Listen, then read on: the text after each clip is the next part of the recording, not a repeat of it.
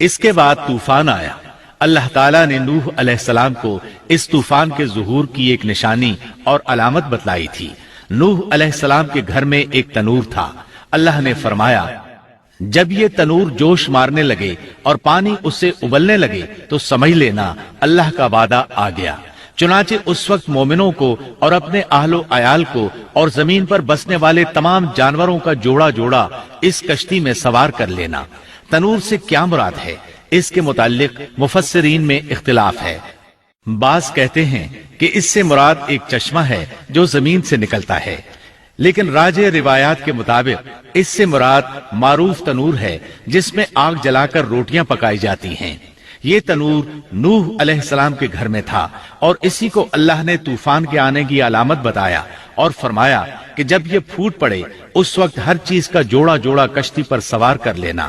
اللہ تعالیٰ سورہ ہود آیت 40 میں فرماتے ہیں یہاں تک کہ جب ہمارا حکم آ پہنچا اور تنور ابلنے لگا ہم نے کہا اس کشتی میں ہر قسم کے جوڑے دوہرے سوار کر لے اور اپنے گھر کے لوگوں کو بھی سوائے ان کے جن پر پہلے سے بات پڑ چکی ہے، اور سب ایمان والوں کو بھی۔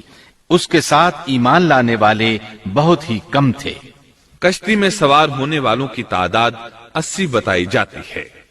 چنانچہ جب تنور جوش مارنے لگا تو نوح علیہ السلام کشتی میں سوار ہو گئے۔ کشتی ان کی بستی میں لوگوں سے دور پہاڑ پر تھی۔ اللہ کی قدرت کہ تمام قسم کے جانور بھی کشتی کے پاس آ گئے۔ نوح علیہ السلام نے انہیں بھی سوار کر لیا۔ اللہ تعالیٰ سورۃ القمر آیات 11 اور 12 میں فرماتے ہیں پس ہم نے آسمان کے دروازوں کو زور کی بارش سے کھول دیا اور زمین کے چشموں کو جاری کر دیا، پس اس کام پر جو پانی مقرر کیا گیا تھا خوب جمع ہو گیا۔ آسمان سے نازل ہونے والا اور زمین سے نکلنے والا پانی کتنا تھا اس کا اندازہ اللہ ہی کو ہے۔ بہرحال اس پانی نے زمین پر رہنے والے انسان، چوپائے، حیوانات، غرض ہر چیز کو غرق کر دیا۔ اس بارے میں اللہ فرماتے ہیں نوح نے اپنی قوم سے تنگ آ کر ہمارے حضور دعا کی، ہم تو ہیں ہی بہترین طور پر دعاؤں کے قبول کرنے والے۔ فوراً ان کی دعا قبول کر لی اور اس تکلیف اور ایذا سے انہیں بچا لیا جو انہیں کفار سے روزمرہ پہنچ رہی تھی، اور ان کی اولاد کو ہم نے باقی رہنے والی بنا دیا، یعنی انہی کی اولاد سے پھر سے دنیا آباد ہوئی، کیونکہ صرف وہی لوگ بچے تھے جو کشتی پر سوار تھے، اور ہم نے ان کا ذکر خیر پچھلوں میں باقی رکھا۔ نوح علیہ السلام پر تمام جہانوں میں سلام ہو۔ ہم نیکی کرنے والوں کو اسی طرح بدلے دیتے ہیں، وہ ہمارے ایماندار بندوں میں سے تھا، پھر ہم نے باقی سب کو غرق کر دیا۔ اللہ مزید فرماتے ہیں جب پانی میں طغیانی آ گئی تو اس وقت ہم نے تمہیں کشتی میں چڑھا لیا تاکہ اس کو تمہارے لیے نصیحت اور یادگار بنا دیں، تاکہ یاد رکھنے والے کان اس کو یاد رکھیں۔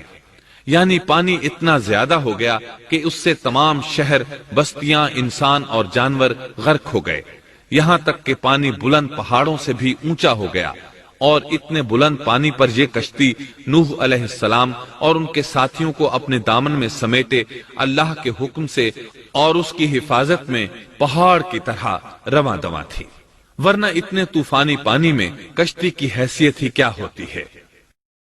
نوح علیہ السلام کشتی میں سوار ہوئے اور انہوں نے اپنے ساتھیوں کو حکم دیا کہ وہ یہ دعا پڑھیں، اللہ ہی کے نام سے اس کشتی کا چلنا اور ٹھہرنا ہے، یقیناً میرا پالنے والا بڑی بخشش اور رحم والا ہے۔ یہی اللہ کا حکم آپ کو تھا کہ جب تم اور تمہارے ساتھی ٹھیک طرح بیٹھ جاؤ تو کہنا سب تعریف اللہ ہی کے لیے ہے جس نے ہمیں ظالم لوگوں سے نجات عطا فرمائی، اور کہنا کہ اے میرے رب مجھے بابرکت اتارنا اور تو ہی بہتر اتارنے والا ہے۔ اللہ تعالیٰ نوح علیہ السلام کو نصیحت کر رہے ہیں کہ اللہ آپ کو اور آپ کے اہل کو نجات عطا فرمائیں گے۔ کشتی میں نوح علیہ السلام کے کافر بیٹے کے علاوہ تمام گھر والے سوار تھے۔ آپ کے کافر بیٹے کا نام کنعان تھا، وہ ایک طرف کھڑا تھا۔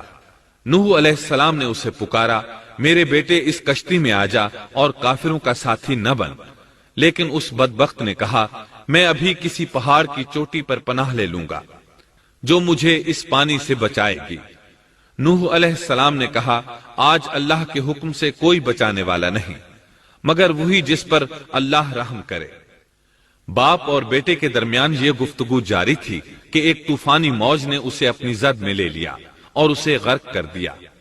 نوح علیہ السلام سے اللہ نے وعدہ کر رکھا تھا کہ اللہ تعالیٰ اس کے اہل کو نجات عطا فرمائے گا۔ چنانچہ جب آپ کی آنکھوں کے سامنے آپ کا بیٹا غرق ہو گیا تو وہ پکار اٹھے، اے اللہ، میرا بیٹا میرے گھر والوں میں سے تھا اور تو نے مجھ سے وعدہ کیا تھا کہ میرے گھر والوں کو نجات عطا فرمائے گا، اور تو تمام حاکموں سے بہتر حاکم ہے، لہذا ناممکن ہے کہ تیرا وعدہ پورا نہ ہو۔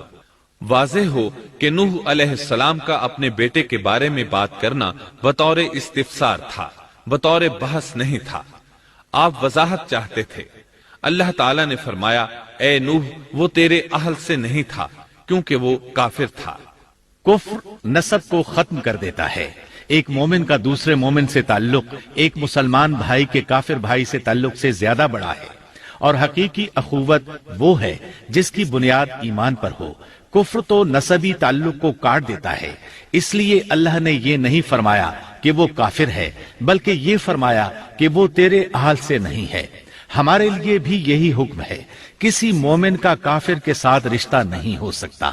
اس کے ساتھ اللہ نے نوح علیہ السلام کو نصیحت فرمائی کہ آپ ہرگز وہ چیز نہ مانگیں جس کا آپ کو مطلقاً علم ہی نہ ہو، اور ہم آپ کو نصیحت کرتے ہیں کہ جاہلوں میں اپنا شمار کرانے سے باز رہیں۔ جب نوح علیہ السلام یہ بات جان گئے کہ ان کا سوال واقعے کے مطابق نہیں تھا تو فوراً اس سے رجوع کر لیا اور اللہ تعالیٰ سے اس کی رحمت اور مغفرت کے طالب ہوئے۔ اس موقع پر انہوں نے دعا کی۔ نوح علیہ السلام نے کہا، اے میرے پروردگار، میں تیری ہی پناہ چاہتا ہوں اس بات سے کہ تجھ سے وہ مانگوں جس کا مجھے علم ہی نہ ہو۔ اگر تو مجھے نہ بخشے گا اور تو مجھ پر رحم نہیں کرے گا تو میں خرابی والوں میں ہو جاؤں گا۔ یہ دعا انہوں نے مانگی۔ اپنے بیٹے کے متعلق سوال کے علاوہ نوح علیہ السلام نے اللہ تعالیٰ کی کوئی نافرمانی نہیں کی اور نہ اپنے نفس پر کسی نافرمانی کو شمار کیا۔ کشتی نوح علیہ السلام اور ان کے ساتھیوں کو لیے پانی کی موجوں پر بلند ہو رہی تھی، اور زمین پر موجود ہر چیز، انسان، حیوانات، چوپائے، پرندے غرق ہو چکے تھے۔ ان میں کوئی بھی باقی نہیں بچا تھا۔ اگر کوئی زندہ بچا تھا تو کشتی والے۔ ابن عباس رضی اللہ عنہما سے روایت ہے کہ نوح علیہ السلام اور ان کے ساتھی 6 ماہ کشتی میں رہے، اور بعض روایات میں یہ بھی ہے کہ وہ محرم کی 10 تاریخ کو کشتی سے نیچے اترے۔ آخر اللہ کے حکم سے طوفان رک گیا۔ اللہ نے زمین کو حکم دیا کہ وہ تمام پانی کو نگل جائے۔ زمین نے سارا پانی نگل لیا، زمین خشک ہو گئی۔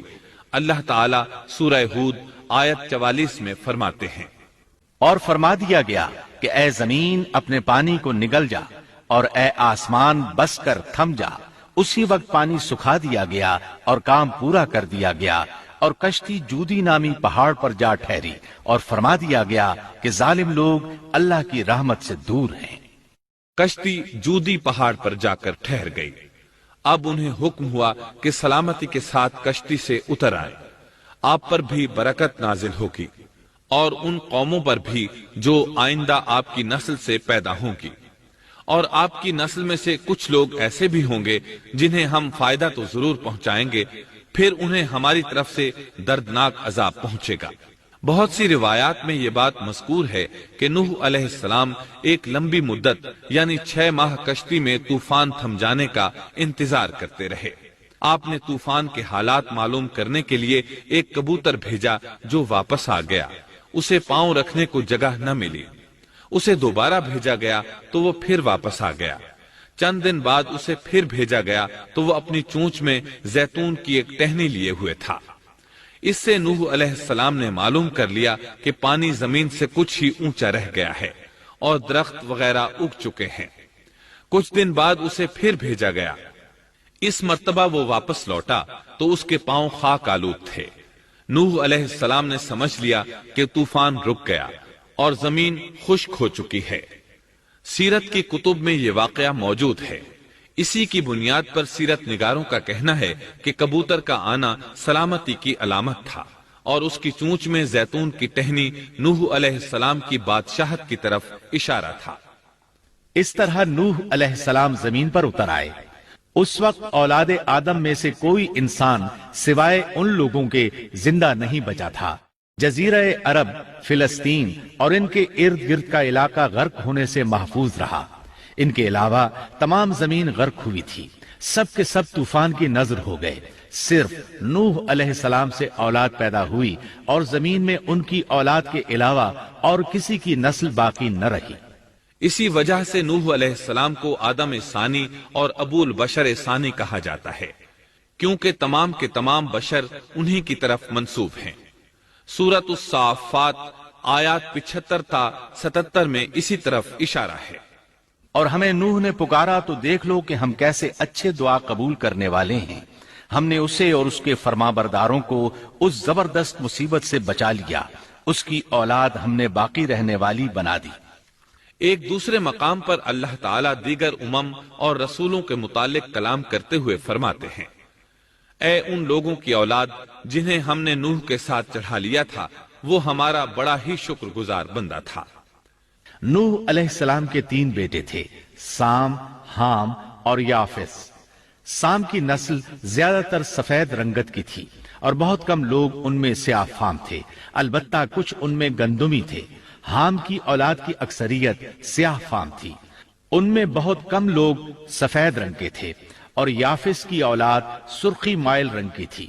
عرب اور بنو اسرائیل سام کی اولاد ہیں، تمام حبش حام کی اولاد ہیں، ترک اور مشرق ایشیا کے لوگ یافس کی اولاد ہیں۔